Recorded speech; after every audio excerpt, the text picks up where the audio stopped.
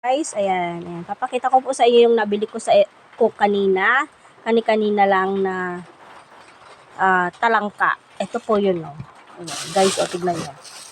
Buhay na buhay pa po ang mga yan. Ayan.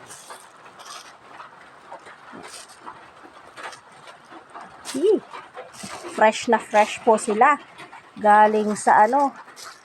Ayan. Galing pa po sa sapa. Ayan, gumagalaw pa po sila. Ayan, nabili ko lang po siya ng 50 pesos. Ayan, gumagalaw pa po sila. Ayan.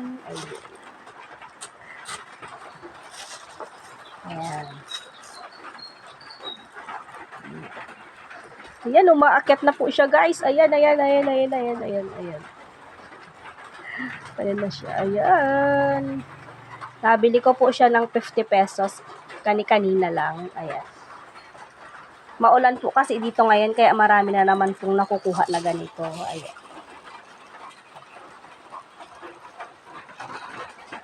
And ito din, guys, nabili ko siya daing na bangus. Binabad ko muna siya sa suka, tsaka garlic, bawang, paminta, tsaka asin.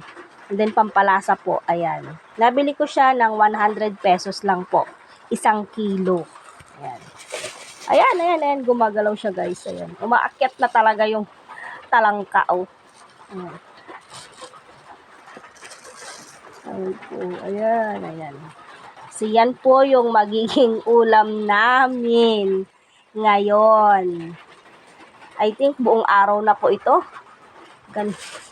Ito po yung ulam namin ngayong buong araw na to. Wala po kasing gaanong mabili dito dahil barangay po ito dito sa amin.